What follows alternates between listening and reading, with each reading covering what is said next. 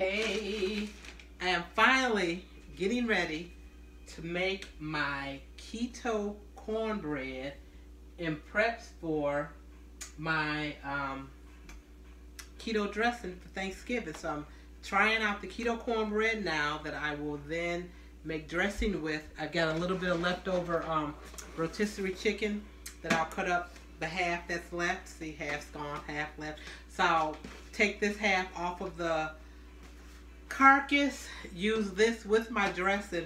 I'm actually then going to take the bones and I'm going to boil them to make a little bit of broth from the leftover chicken. So let me pull up my recipe for the cornbread. Again, keto cornbread. I'm trying this keto-ish lifestyle, which is high fat, medium protein, low carb. So the cornbread that I'll make is going to include some almond flour and some coconut flour. The recipe I got from castironketo.net. The recipe calls for, pause this right now if you need to get a piece of paper and a pencil to write down the ingredients. This cornbread includes a half a cup of almond flour. So 1/2 cup almond flour. It calls for 1/4 cup of coconut flour. It calls for 1 teaspoon of salt. I'm going to use some pink Himalayan sea salt. So 1 teaspoon of salt. It calls for a 1/2 teaspoon of baking soda. A 1/2 teaspoon of baking soda, not baking powder, but a 1/2 teaspoon of baking soda. I get baking soda and baking powder mixed up sometimes. I made cookies once and it was supposed to be baking powder and I used baking soda. Yeah, not a good thing. So again, a 1/2 teaspoon of baking soda, 3 large eggs, a 1/2 cup of heavy cream. Let me take my heavy cream out the fridge. This is one of the reasons I'm slow in making this today, because I didn't have enough heavy whipping cream left. So I had to run out to Kroger and buy some. I put up a video also for my whole little quick shopping trip to get this one ingredient. Ran to the grocery store for one ingredient, cost me $100 to get out of the store. But anyway, again, a 1/2 cup of heavy cream, and also 1/4 cup of butter melted. So I still got to melt my butter. And then we are just going to mix all of those items up. I actually pulled out my mixer. I don't know, I guess I thought I was making a cake. And then I thought, wait, when you make cornbread, I don't mix it up with the mixer. I just have a bowl and a spoon. So I won't use the mixer even though I have it out. I'll mix all those ingredients up in a little pan. And I have, oh Lord, this is heavy, my cast iron skillet that I'll cook the cornbread in the oven. It tells us to preheat the oven to 325. So let me get the oven preheated. So I got the oven preheating to 325.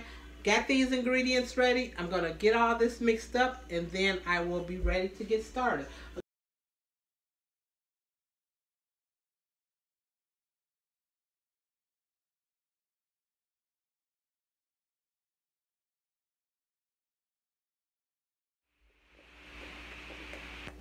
All of our ingredients are mixed up together. My first time ever using coconut flour, and you really do smell the coconut. It's kind of thick, but we'll see what happens. All right, let me pull my cast iron skillet out of the oven, and we will be ready to bake. So here's the big old heavy cast iron skillet. Oh, and I do not own the rights to the music if you can hear it in the background. So cast iron skillet that I had in the oven getting warm. Recipe calls for us again to have that oven preheated to 325 degrees, which I've done. And then we just poured in the skillet. Oh, one of the old songs playing, y'all. Hey there, sugar dumpling, let me tell you something. Ooh, I've been trying to say. You look so sweet. I just can't get you out of my mind. A sweet taste in my mouth now. All right, I am not a singer, but I do like music. So when I'm in the house by myself, I can sing, but I guess I shouldn't be doing it online because it's not like I'm by myself, right? So let's get this mixed on up in here and I'll show you what it looked like. Okay, we had the little, it does fill the pan. It'll probably be thin, but here we go. Into the oven we go. Ha! You hear that big loud clankety clank clank from that heavy cast iron skillet? All right, so the recipe calls for this to bake for 25 to 30 minutes. Now I am ready to get some celery cut up. I have a green bell pepper to cut up, a sweet onion. I also have a orange bell pepper. I'm not sure if I'm going to use it or not. We'll see, but I'll cut some up. I will be pulling the chicken off, like I said, from my half a chicken. I'll pull the chicken off, put the chicken aside in a separate pan. Then the bones, along with what I cut up with some water, I'll put that on the stove to boil a bit, like I said, to make the broth. In case I need some broth for something. Let me get to chopping and pulling and shredding and all that. One of my least favorite things is cutting up the vegetables, but getting them already cut in the store, it was just too expensive, so I wouldn't do it. Cut the bottom of my celery off again. I got my 2 little stalks of celery. It's so funny. I never really liked like celery and bell pepper and everything. And honestly, celery I would eat maybe with some peanut butter or dipped in some ranch or something. But just over the last few years, definitely since I've been trying to do a little bit better with my whole health journey. Again, as you guys know, I've lost some weight, which I'm very, very proud of. I was about 235 pounds at my heaviest. And just this morning weighing in, I'm down to 193.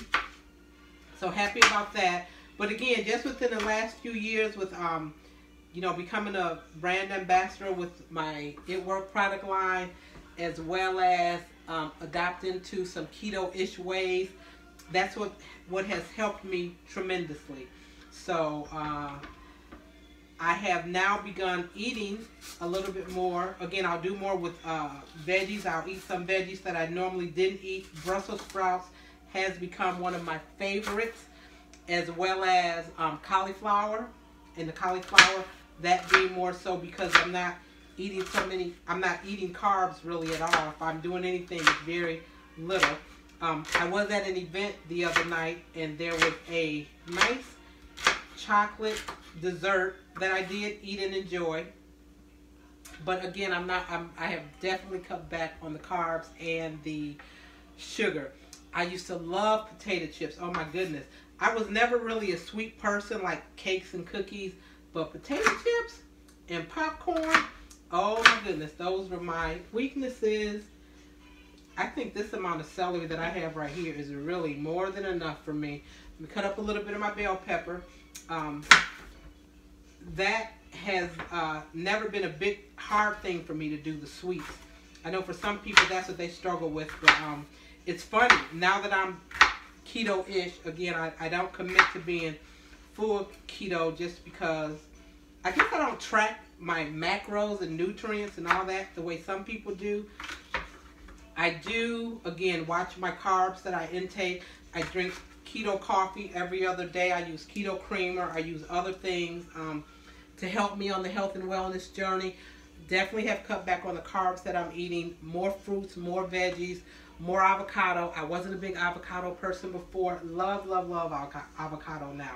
So it's been a good thing all in all. So I guess now as I continue to mature, I have an appreciation for various veggies now that I didn't before. On keto, fruits, as you know, are naturally high in sugar. And so the only fruits you really eat in moderation on keto, it's berries, because those are more low carb. So I'll do blueberries, I'll do some raspberries, and some strawberries, but not a lot of fruit at all. So again, so far it's been working. I definitely have more energy than I had before. I've been one that have struggled with health issues in the past. I used to be anemic, had such low blood, was in a hospital time and time again for blood transfusions and everything. But thankfully now, all of that is behind me. I did end up with surgery at one point to help with that, thankfully. And again, just taking control of my health and wellness overall has definitely made a big difference in my life. All right, let's get some red onion cut. Oh my goodness, I hope I don't cry in doing this. Right? I'm only going to cut off just a couple little rounds of the onion. I feel it already, people. I feel it already. So let's do a little quick slicing and dicing of this onion. All right, so there's my celery, onion, and bell pepper all cut up and ready. Let's get ready to check the cornbread, see what we got going on there. And I'm not going to use the orange pepper. I did cut it and washed it, but I don't think I should try it with, since I'm trying out a new recipe. I don't think I should venture too far off the known path. As far as the chicken, I'm literally just pulling what was left from the carcass. I'm going to throw it in this pan, and then the carcass I'm going to throw into a pot, and then I'll add the bell pepper and onion and celery to that as well. The cornbread smells delicious. I'll be getting ready to take that out of the oven in just a moment.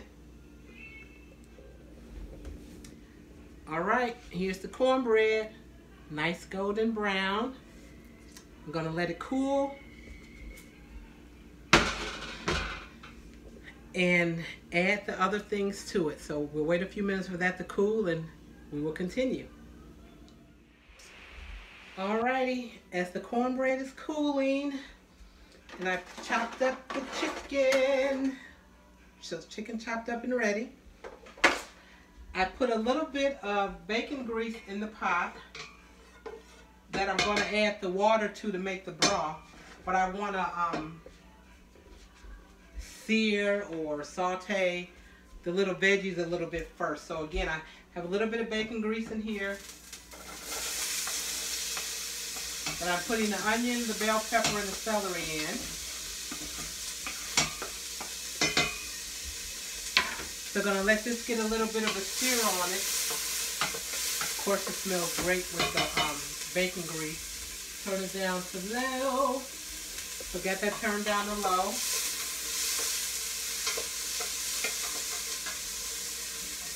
And just going to let it sweat a little bit.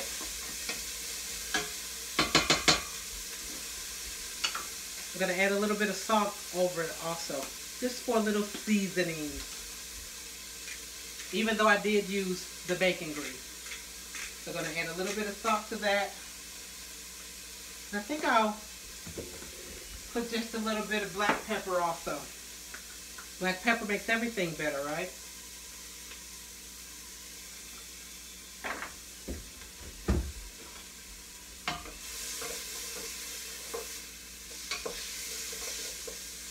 Smells great.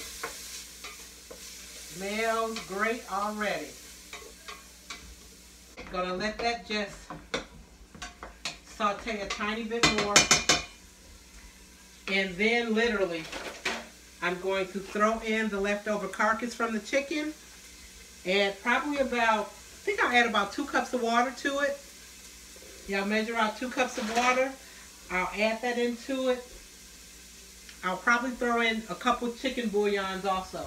Oh, maybe not chicken bouillon. I have some other stuff. Let's see. I do. I'm going to throw maybe a tablespoon, a teaspoon. Let's see, for a cup was 1 teaspoon of base. So I'll do 2 teaspoons of this also. Get us some seasoning going on. This keto dressing is going to be delicious.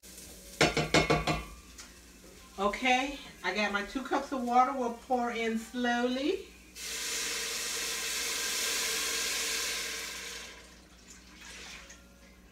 All right.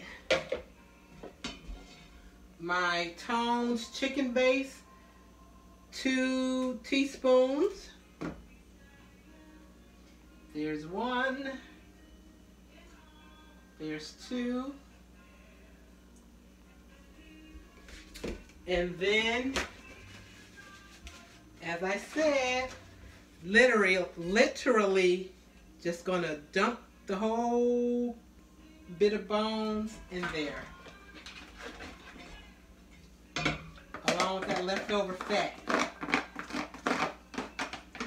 I think I'm actually gonna add in another cup of water, just because, only because it's not really to the top. Let me see if I can show you. So you can see how much is in there, correct? So I think I want to add just a bit more water. It's not very deep at all. So I'm going to add another cup of water to it. 1 more cup of water. So it'll be 3 cups. Again, you know. And if I'm going to do another cup of water, that means I'm going to do another teaspoon of this. Now I could have just used plain old chicken broth, and I do have chicken broth that I could have used, but I wanted to make my own. It's got to be homemade. It's Thanksgiving, right? I could have did the shortcut for my practice, but I want to see what it's going to be like in real life. We will let this get to boiling and bubbling. We'll let this cook up a little bit. I have some sage seasoning to add. I'll add the sage seasoning into the dressing itself, along with some more stuff. For the dressing itself, I'll use sage. I'll do an egg. I think I may do, no, I won't do an egg because I had 3 eggs in the cornbread, so I'm not doing an egg. But I will add sage. I'll taste it as I go to see what other seasonings I need. Do I need to add any salt? Do I need to add some onion powder or some garlic powder? What else do I have in here? I think sage is the big one, right, for dressing. So definitely there'll be sage, salt if necessary, seasoning salt if I need it. I shouldn't need any onion because I got the onion and everything in there already. All right, we'll see what this is going to end up being. I think it's going to be really delicious, and it's keto friendly. Yay for that. Stay tuned, more to come.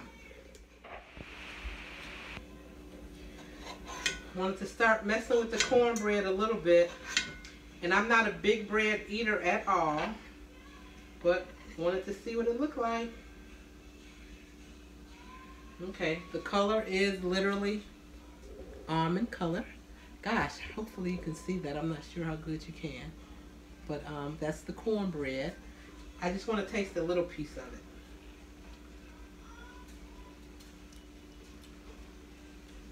Oh. It's good. Thankfully, not that I thought it wouldn't be, right? But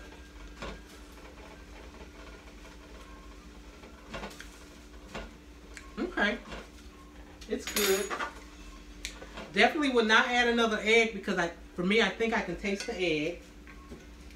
And I'm just gonna pour the cornbread out of here. And I'm just gonna stick it over into the pan with the chicken.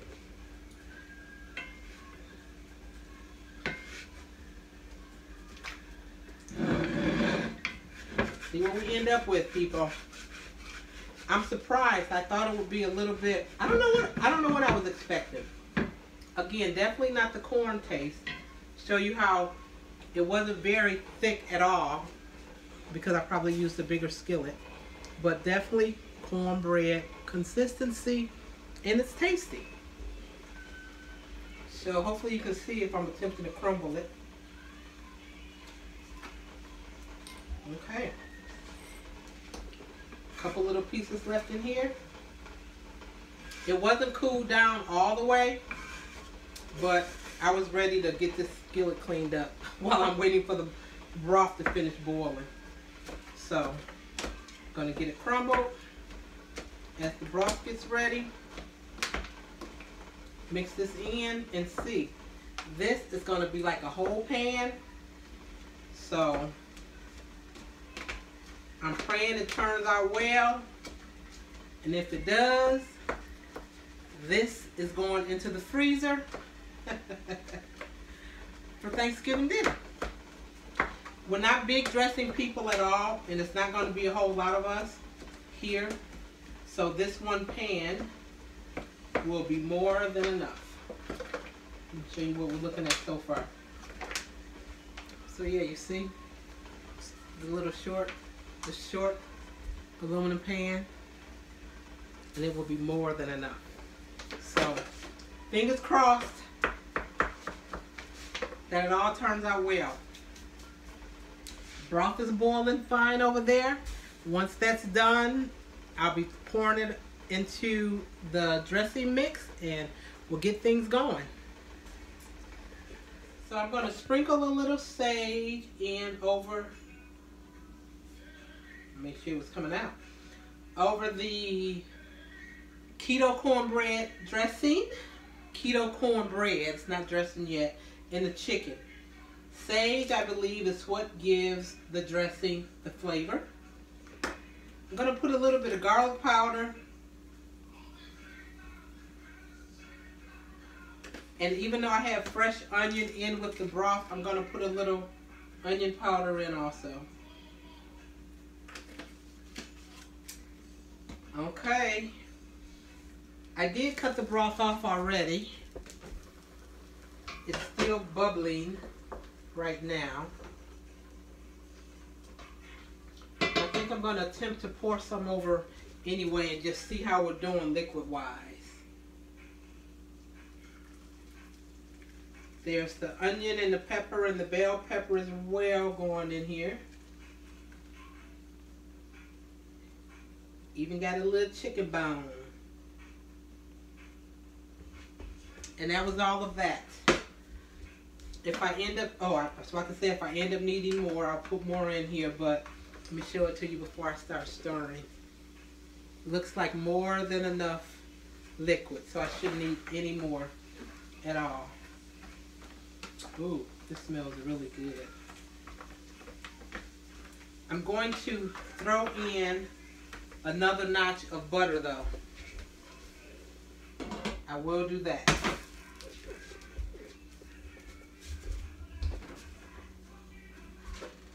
Not on the ground. If you can hear the music, once again, I still don't own the rights.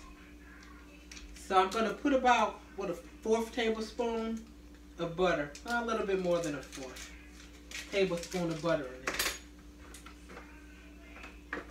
it. And I remember reading, I think with the cornbread, I lost a piece. I'll get it later. That with this, you have to remember this holds the water, so you need to be careful and make sure you don't put too much liquid in here. So I definitely do not need any more. And as it bakes on together, everything should still come together nicely.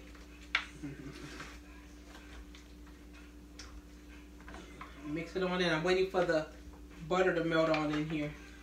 And with the hot liquid, that's definitely happening. It looks good. The cornbread consistency was not as crumbly as the cornbread is normally, in my opinion. It was crumbly somewhat, but not as crumbly when I mixed it together. And I know when I was looking at some of the recipes, if you Google keto cornbread and or keto dressing or keto stuffing, if you look at it, I wondered why in most of the recipes they all look to be kind of like breadcrumbs. If you buy the like Stouffer's breadcrumbs or Pepperidge Farm's breadcrumbs, how that type dressing or stuffing looks, it was more of that consistency to me, a bit more than, you know, if we do cornbread dressing, how it's almost like a cornbready cake versus the chunks that are in it. So Now I know why. Now that I see how the consistency of the cornbread comes out. But I'm going to assume again with all this mixing, once it gets in the oven again, it'll kind of bake together. But it'll still have kind of chunks in it. But it should be good chunks. Okay, because I did not put another egg in here, let me stir that with that butter to get that butter off the fork. I'm actually going to taste a little bit of it now. Y'all remember how the mamas and the grandmas would do, even with that little bit of egg in there, that raw egg, and they would still taste it? Yeah. They were way better than me. I haven't got to that point yet. But I will taste this because everything in here is cooked. Nothing is raw. See if I need any more sage or anything in it. Oh, you even had a little piece of chicken on there.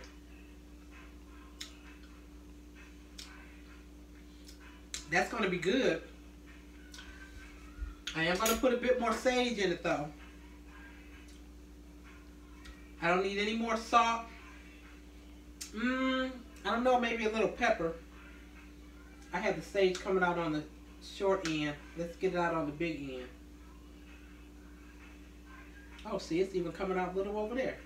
No wonder we didn't taste much sage. Oh, now I smell the sage. Okay. All right. Now we're cooking with fire. And it's got the little green tinge to it that it normally had with the sage in it.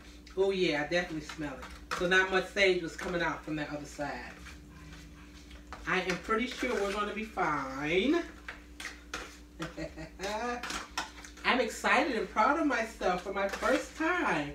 As a reminder, the cornbread recipe came from, let me find it, let me look it up again on my phone, castiron.net or something like that. Let me be sure to give credit where credit is due.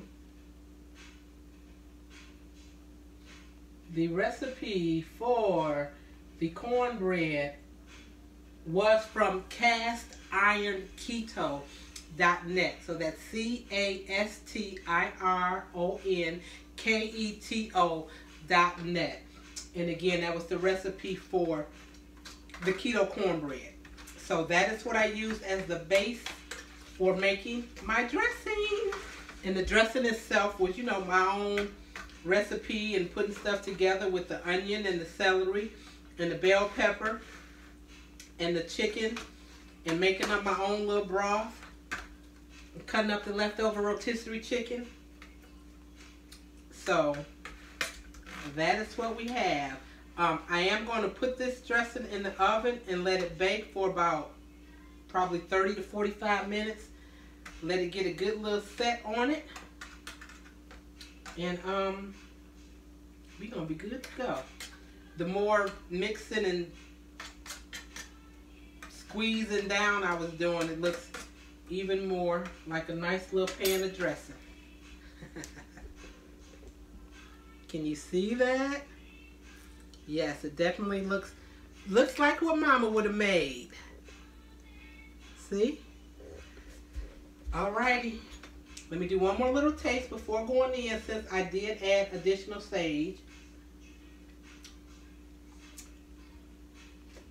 Yes, this is going to be delicious. Alright, folks. I'm going to put that in the oven, like I said, for about 30 or 45 minutes. And I will do a tiny taste of it once it's done and cooled off. And then it will be into the freezer until Thanksgiving Day.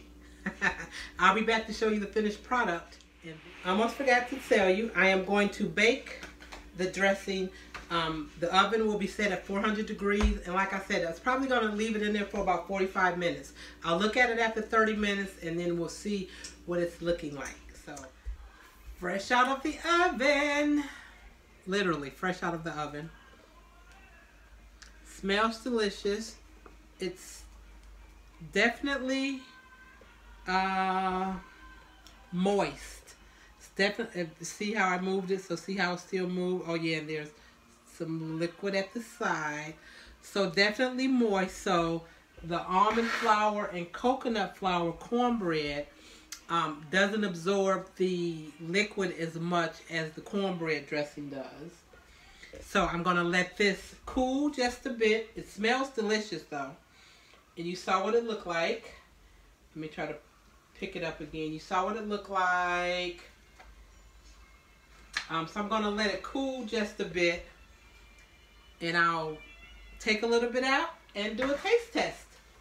And the rest will be put up until Thanksgiving.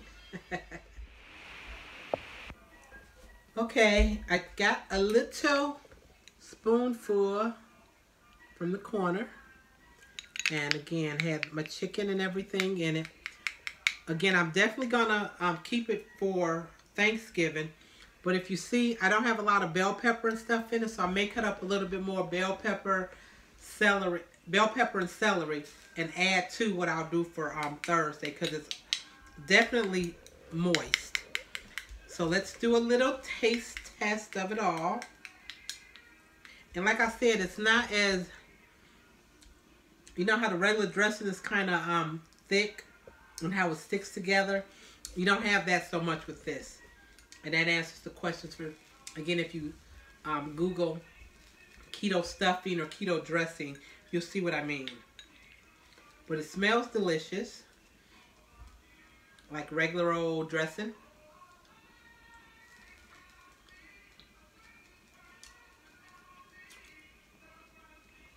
And it tastes good. Definitely glad I added more sage to it. So this should be a hit at anyone's Thanksgiving dinner. Again, add the seasonings to your liking. As much onion, bell pepper, celery, sage, whatever other seasoning you use. Again, I added some garlic pepper. No, I didn't do garlic pepper. Garlic powder. Garlic powder and some onion powder. A little bit of salt. Don't want to do too much salt though, because you don't want it to be too salty.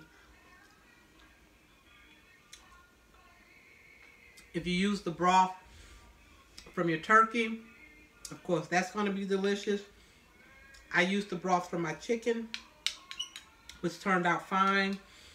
I initially thought, hey, if I'm going to use it for Thanksgiving, I may still add some of that turkey broth to what I have mixed now. But based on the consistency of this with the liquid that's already there, I wouldn't add any more liquid to it because you don't want it to be soupy. So, all in all, I would have to say this has been a success. So, keto-friendly stuffing or dressing, whatever you call it, is definitely doable.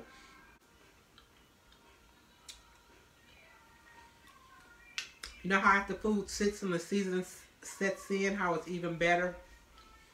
That's how this is going to be. I am going to add more bell pepper and celery to it though. I don't need any more sage. Don't need any salt or broth. But I'll add some more bell pepper. I may add a little bit more onion to it. We'll see. Anyway, thanks for hanging with me. For watching the cornbread recipe. And also me then mixing up my dressing. Enjoy.